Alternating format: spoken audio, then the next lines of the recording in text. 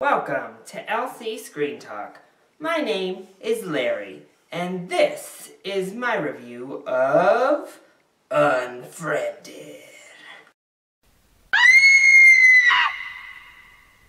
So the first time I saw a trailer for Unfriended, I laughed. I thought it looked like the most ridiculous, terrible idea for a scary movie I had ever seen. And it actually was not that bad. So, yay for exceeding low horror film expectations.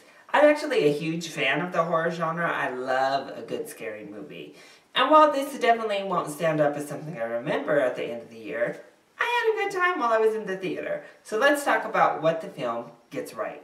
First of all, its concept. It is a new concept. It does feel very gimmicky, but it also feels like something fresh, something current, and something trying to push along a genre that easily runs out of ideas and retreads old water time and time again. So a lot of the tropes in the film are typical horror movie tropes, but they're presented in a slightly new way. I think our entire cast also delivers strong performances. None of them I've really seen in anything before, and I thought they all were very solid. They were believable in their roles. They screamed and cried and showed terror very well, both male and female. The film goes through a lot of twists and turns, which I enjoyed. It has a lot of parts that you aren't necessarily prepared for. Maybe you figure them out as they're starting to near, and that's pretty fun. But definitely the biggest positive for me is the message behind it of cyberbullying and how out of control cyberbullying has become and how damaging it is to kids and how it can ruin people's lives. And I mean, unfortunately, a lot of young people these days are committing suicide over cyberbullying, over shame. And, you know, just how, again, this film depicts it, how connected social media makes you. Things like Facebook and Skype, they do keep you connected to people, but yet something that makes us all so connected can also isolate and make people feel more alone than ever. And this is such a nuanced level underneath the surface of the movie that I just really enjoyed that they touched on. However, there are still plenty of negatives that we can go ahead and talk about.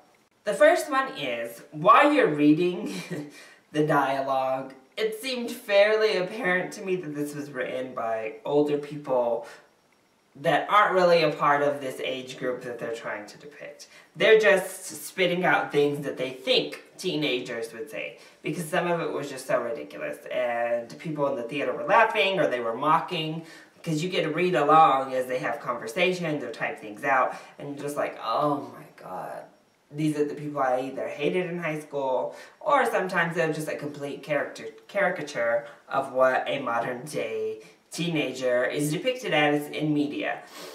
And that's unfortunate. I wish they would have went with just a much more straight approach, tried not to be so hip and so current, because that, for one, this movie is going to be dated very quickly. Technology is always moving along, so when you make a movie that's so based in on literally Facebook and Skype are the two main things here, and YouTube is in there as well, you're going to be dated. Because as we've seen with things like MySpace and Instant Messenger, they are a craze for now, but they will soon get replaced. They can't last forever. We're going to come up with new technology. The internet is always constantly changing. So in 5-10 years time, this movie is going to be a movie of its time. It will be a movie set in 2015 forever. It can't cross generational spans.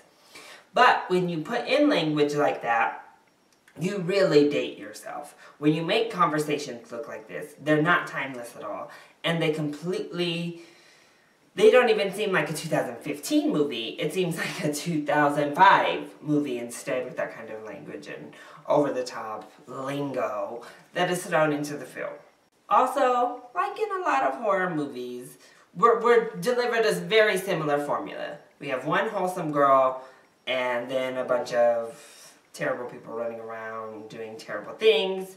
And of course that's why you're getting killed, because you're terrible and you're committing sins, basically. And it just becomes hard to root for people. Of course you still feel bad for them because you don't want them to die. They don't deserve to die over not being great people. But you're also just like, oh God, like these people start to no longer have any redeeming qualities. And that's always a tough sell when you're in films like this, and these are supposed to be your protagonists. And you're just like, aren't these like, what, 17-year-olds? Again, I guess I didn't run that circle when I was 17. I still don't run that circle now that I'm in my 20s. And I just see the things that these kids are portrayed as doing, and I'm like, oh, it seems again like a caricature of out-of-control teenagers, just wild high school students. And horror movies continue to just dip into that well. Also, for me, the otherworldly, like ghost, paranormal aspect is so played out by this point. When you pair it up, I guess Skype, like camera, webcam, is a little bit different when you pair it up with these low budget items and you just have like weird things happening. You're still kind of like, like, okay. I'm kind of like, I do prefer a real killer in my horror films. So I'm kind of at the point of these invisible beings killing people. Yeah, kind of sick of it. But overall, I had a good time in Unfriended. I think definitely this is worth a primetime showing if you're looking for just a fun, scary time. It has a few jumps. It's not really all that scary though. And it's not something that's going to stick with you and terrify you for days after. But it's a good time in the moment to go out and have with friends. So, I recommend Unfriended, which is a big shock to myself. So, that has been my review of Unfriended. I hope you enjoyed it. If you did, go ahead, click like down below, and subscribe to the channel so you are always up to date on our latest videos. Also, have you seen Unfriended? What did you think? And what is your favorite scary movie? Let me know either in the comment section down below or hit me up on Twitter. I love you all so much for your support. Mwah! Thank you for watching, and I'll see you next time. Bye!